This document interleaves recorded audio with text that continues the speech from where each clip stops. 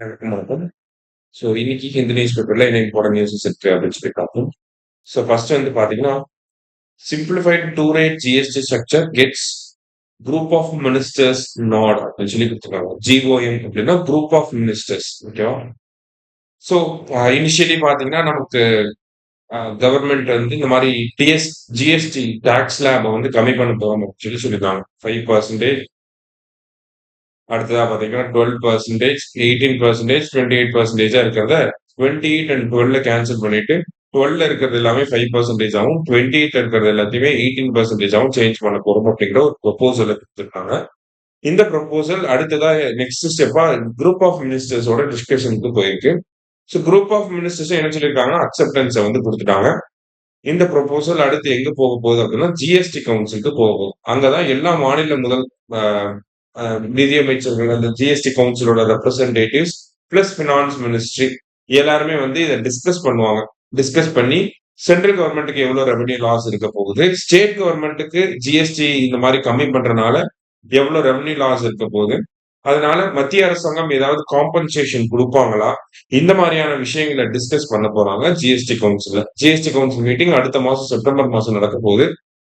Finalise பண்ணி தீபாவளிக்கு முன்னாடி இந்த ஒரு டாக்ஸ் ஸ்ட்ரக்சரை இம்ப்ளிமெண்ட் பண்ணணும் அப்படிங்கிறது சென்ட்ரல் கவர்மெண்டோட டார்கெட்டா இருக்கும். சரியா? சோ அதான் நம்ம முதல் செய்தியில வந்து பார்க்கணும். ஆல்ரெடி பார்த்ததான் ஜஸ்ட் என்ன அப்டேட் அப்படிங்கிறத பார்க்கணும்.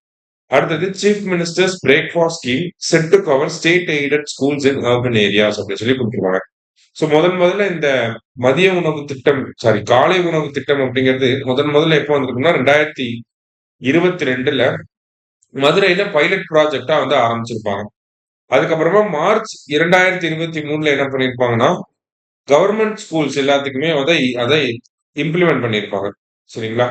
எல்லா கவர்மெண்ட் ஸ்கூல்ஸ்க்குமே வந்து என்ன பண்ணிருக்காங்க, இம்ப்ளிமெண்ட் பண்ணிருப்பாங்க. மார்ச் 2023ல வந்து government schools in corporation and முனிசிபாலிட்டிஸ்க்கு எக்ஸ்பேண்ட் பண்ணிருப்பாங்க.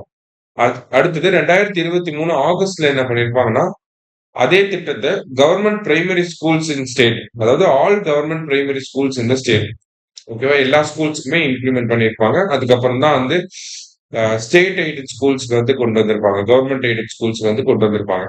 ஓகேவா? அது ரூரல் ஏரியாஸ்ல மட்டும். அப்ப இந்த திட்டம் எப்படி வந்திருக்கு, எவால்வ் ஆயிருக்கு அப்படின்னு சொல்லி பாத்தீங்கன்னா 2022ல இம்ப்ளிமெண்ட் பண்றதுக்கு ஃபர்ஸ்ட் மதுரையில மட்டும் கொண்டு வராங்க. அடுத்தது மார்ச் 2023ல என்ன பண்றாங்க, கார்பரேஷன்லயும் முனிசிபாலிட்டிலையும் கொண்டு வராங்க. ஓகேவா? அடுத்தது ஆகஸ்ட் 2023ல என்ன பண்றாங்க, எல்லா கவர்மெண்ட் ஸ்கூல்ஸ்க்கும் கொண்டு வராங்க, ஆல் கவர்மெண்ட் ஸ்கூல்ஸ். அடுத்தது ஜூலை 2024ல என்ன பண்ணிருக்காங்க, நமக்கு ரூரல் ஏரியாஸ்ல இருக்கக்கூடிய கவர்மெண்ட் எய்டட் ஸ்கூல்ஸ், அதாவது கவர்மெண்ட் எய்டட் ஸ்கூல்ஸ் இருக்கு இல்லையா, அது ரூரல் ஏரியாஸ்ல இருக்கக்கூடிய ஸ்கூல்ஸ்க்கு மட்டும் கொண்டு வராங்க. இப்போ இந்த வருஷம் என்ன பண்ண போறாங்க அப்படின்னு சொல்லி பாத்தீங்கன்னா ஆகஸ்ட் 2025, அதாவது ஆகஸ்ட் 26, 2025ல என்ன பண்ண போறாங்கன்னா அர்பன் ஏரியாஸ்ல இருக்கக்கூடிய பிரைமரி, அதாவது ஸ்டேட் எய்டட் பிரைமரி ஸ்கூல்ஸ்க்கு இந்த திட்டத்தை விரிவாக்கம் செய்ய போறாங்க.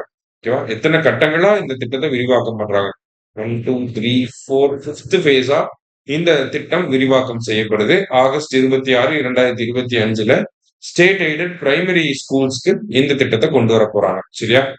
சோ இந்த திட்டத்தோட விரிவாக்கம் செய்யக்கூடிய அந்த விழாவுல சீஃப் கெஸ்டா யாரு இருக்க போறாங்கன்னா பஞ்சாபோட சீஃப் மினிஸ்டர் பக்வந்த் மன் அப்படிங்கிறவர் இருக்க போறாரு. சரிங்களா? எங்க வச்சு இதை எக்ஸ்பான்ஷன் பண்ண போறாங்க, அந்த விழா எங்க நடக்க போகுதுன்னா saint Joseph primary school in Chennai, அங்கதான் வச்சு நடக்க போகுது. சரியா? சோ இந்த திட்டத்தினால என்ன பெனிஃபிட்ஸ் இருக்கு, இந்த கண்டென்ட் இங்க இருந்து இது வரைக்கும் பாத்தீங்கன்னா அப்படியே mains point of view use பண்ணிக்கலாம். சரியா? சோ ஸ்கூல் அட்டெண்டன்ஸ் வந்து இன்க்ரீஸ் ஆயிருக்கு, மாணவர்களோட அட்டென்ஷன் அப்படிங்கிறது இன்க்ரீஸ் ஆயிருக்கு.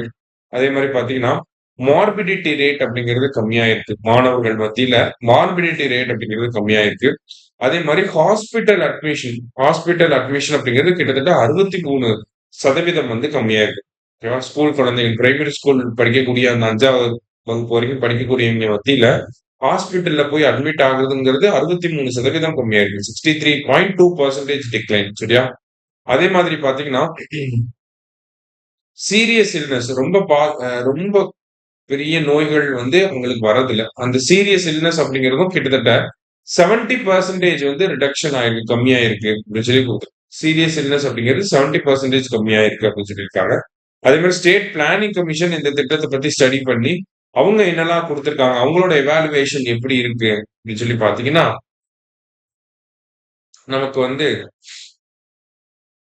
ஈட்டிங் பிஹேவியர் வந்து அதிகமா இருக்கு அப்படின்னு சொல்லியிருக்காங்க. அதே மாதிரி பாசிட்டிவ் ஹேபிட்ஸ் வந்து குழந்தைகளுக்கு நிறைய வந்திருக்கு. சோஷியலைசேஷன் மத்த குழந்தைகளோட பழகுறது அப்படிங்கிறது அதிகமா இருக்கு. சில்ட்ரனோட ஹெல்த்ல ஒரு நல்ல இம்ப்ரூவ்மெண்ட் இருக்கு. ஸ்கூலுக்கு போறதுக்கான வில்லிங்னஸ் வந்து அதிகமா இருக்கு. அதே மாதிரி ஸ்டடீஸ்ல நிறைய இம்ப்ரூவ்மெண்ட் இருக்கு. கிளாஸ்லயும் நல்ல என்கேஜ்மெண்ட் இருக்கு அப்படின்னு சொல்லியிருக்காங்க. சரியா? இது எல்லாமே நமக்கு காலை உணவு திட்டத்துக்கு கீழே கேட்டாங்கன்னா எழுதுறதுக்கு யூஸ் ஆகக்கூடிய பாயிண்ட்ஸ் தான். So, நல்லா பார்த்து வச்சுக்கோங்க. சரியா? அடுத்ததா பாத்தீங்கன்னா கடைசியா நமக்கு Kerala is India's first fully digitally literate state அப்படின்னு சொல்லி கொடுத்திருக்காங்க. நம்ம ஆல்ரெடி பார்த்த ஒரு விஷயம் தான். இருந்தாலும் இன்னைக்கு பேப்பர்ல கொடுத்திருக்காங்க. ஜஸ்ட் ரிவைஸ் பண்ணிருப்போம். கேரளா பாத்தீங்கன்னா டிஜி கேரளா அப்படிங்கிற ஒரு திட்டம் வந்து கொண்டு வந்திருப்பாங்க. இந்த டிஜி கேரளா திட்டத்துக்கு கீழே என்ன பண்ணியிருப்பாங்க அப்படின்னா, அங்க இருக்கக்கூடிய வில்லேஜ்ல இருக்கக்கூடிய நபர்களுக்கு யாருக்கெல்லாம் அந்த போன் யூஸ் பண்ண தெரியாது, கம்ப்யூட்டர் யூஸ் பண்ண தெரியாதோ அவங்க எல்லாம் புடிச்சு அவங்களுக்கு வந்து ட்ரைனிங் வந்து கொடுத்திருப்பாங்க. ஓகேவா? சோ அதுதான் வந்து டிஜி கேரளா ப்ராஜெக்ட் கீழ பண்ணாங்க. முதல் கட்டமா அந்த ப்ராஜெக்ட் வந்து முடிஞ்சிருக்கு. அதனால என்ன சொல்லியிருக்காங்க, கேரளா தான் இந்தியாவோட first fully digitally literate state அப்படின்னு சொல்லியிருக்காங்க. மேபி கேட்டாலும் கேட்கலாம் அதெல்லாம். சரிங்களா? அப்படியே இந்த தலைப்ப அப்படியே கொஸ்டினா கேட்கலாம். ஓகேவா? அதனால நல்லா பார்த்து வச்சுக்கோங்க. சோ இன்னைக்கு முக்கியமான செய்திகள் எல்லாத்தையுமே நம்ம பார்த்திருக்கோம். மீண்டும் நாளை செய்தித்தாள் வாசிப்புல சந்திக்கலாம். நன்றி. சுரேஷ் IAS அகாடமி வெற்றியின்